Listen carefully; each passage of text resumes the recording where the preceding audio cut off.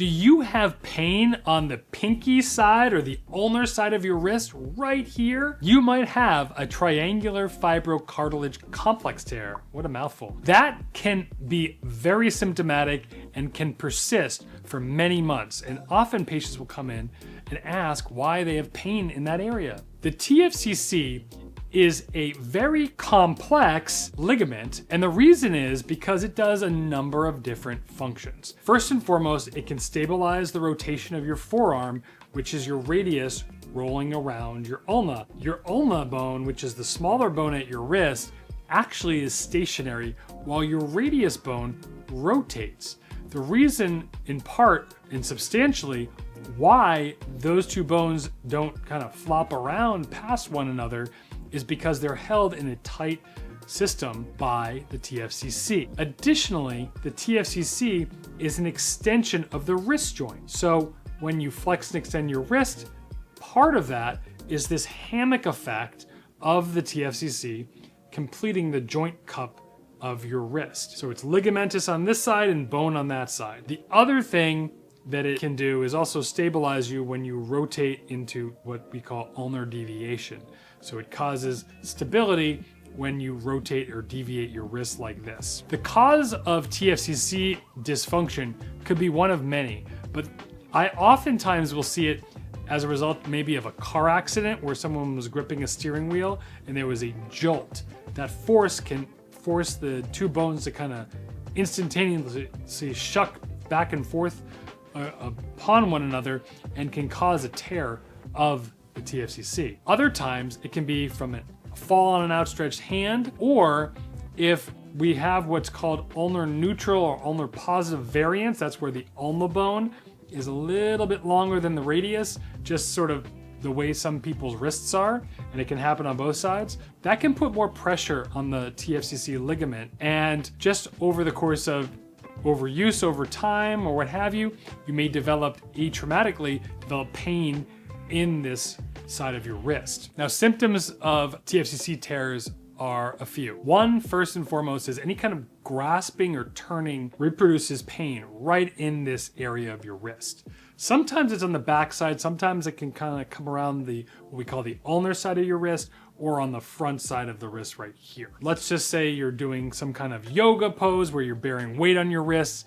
That can also transmit force up along the ulnar side of your wrist, and that can also transmit pain. You may also experience clicking or popping with rotation of your wrist as well. In some instances, the distal radial ulnar joint, which is that joint between the radius and ulna that allows rotation, also can get a little bit unstable due to the tear. So that's something we evaluate on exam to determine if that's actually a component of the tear. Hey everyone, thanks for watching. We take a lot of time and care to make these videos to hopefully help you guys out. If you would be so kind to like and subscribe, it would mean the world to us. Now back to the video. So when patients come in with ulnar-sided wrist pain at the TFCC area, it's usually very clear. The reason is because you can almost kind of dip your thumb into this little, what we would call a sulcus, or the ulnar fovea. That's actually the end of your ulna bone and the beginning of your wrist joint. Right in that spot is exactly where the TFCC ligament is. And if you're exactly tender in that spot, there's really only ever one thing that's the cause of these symptoms. Now, sometimes it'll be a bit more tender on the front side. Sometimes you'll find that it's tender on the back side. There's also a tendon here called the ECU tendon, which is part of that complex.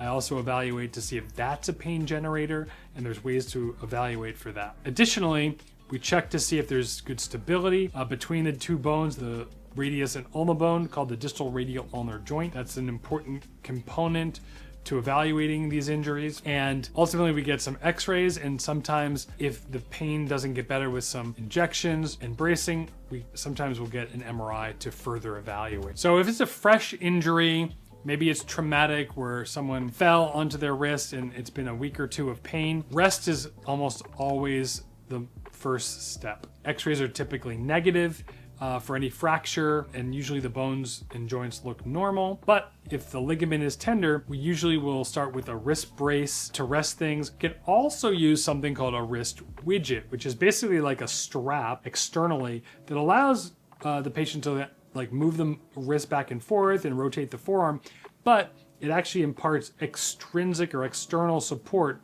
between the radius and ulna when you kind of bend or rotate your wrist. So that's a really helpful thing. Also, trainers sometimes will use like K-tape to impart that same thing around the wrist itself. It can't be too tight, but it can give that extra support that can be helpful. If after 4 to 6 weeks of rest and bracing, the pain persists, sometimes there can be consideration after, say, an MRI to consider something like a cortisone injection that could help decrease pain. If you have good stability of the joint, but just have persistent pain in this one spot, I think that's a good option to try if it's been 2 or 3 months and rest and rehab and therapy have not helped the symptoms. Shockwave therapy can be another option to consider to help, again, stimulate healing in the area, which is another philosophy as opposed to just decreasing inflammation and shutting down all those mechanisms that will often help but may portend a return of pain later.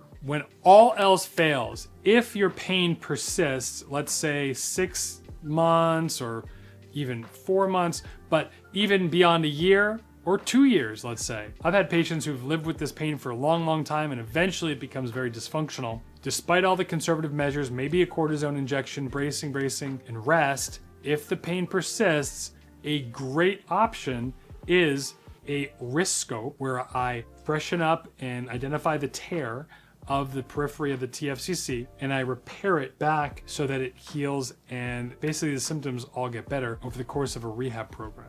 Now, depending on other features of your wrist, there may be instances where I might do something called an ECU subsheath repair, or I might have to address the excess length of the ulna. So these are other variations that we evaluate in the office and plan to address prior to a TFCC repair surgery. But in my hands, in my office, you know, they used to call it the low back pain of the wrist, mostly because it just sort of this really hard to treat area. I will say that patients that undergo TFCC repair in our hands do really well. Usually by 2 to 3 months post-op, they're feeling much better. The pain that they had prior to surgery is gone. They're managing some post-operative pain. As that improves, they're back to just about all activities of daily living, and certainly return to sport. Usually talk to patients about 5 to 6 months afterwards, kind of unrestricted from that perspective. One of my patients who I recently operated on, I wanted to share with you. This is also very interesting because we did an accelerated rehab protocol on him where we did a course of EMTT and focused shockwave post-operatively. He did outstanding, and I think I will credit the shockwave therapy because usually my patients, it takes 2 to 3 months to really kind of get out of that arc of soreness and pain post-operatively. I did notice that he had a much quicker recovery with less pain, and so we'll do some study and research on this going forward, but I do offer that to patients as well who want to be in on the early side of this recovery process. I even did it on my hip labrum when I recovered from surgery. I know that it's a very effective way to approach recovery. But with respect to recovery, usually a splint for 1 to 2 weeks, followed by the beginning of range of motion, rotation, and flexion extension of the wrist. We have you in a physical therapy rehab course. And after that, it's a process of week to week, month to month. Usually by 3 months, you're feeling really good. By 6 months, you feel like you're just about all better. And most patients are back to all activities. Return to play is about in that range, 4.5 to 6 months, depending on the patient and what their sport might be. So that's the general picture of where we go. And we can add onto the recovery process the enhanced recovery program using focused shockwave and EMTT therapy. If you think you have ulnar-sided or pinky-sided wrist pain, come on in to Modern Orthopaedics of New Jersey. Let us evaluate you and help you on the road to healing.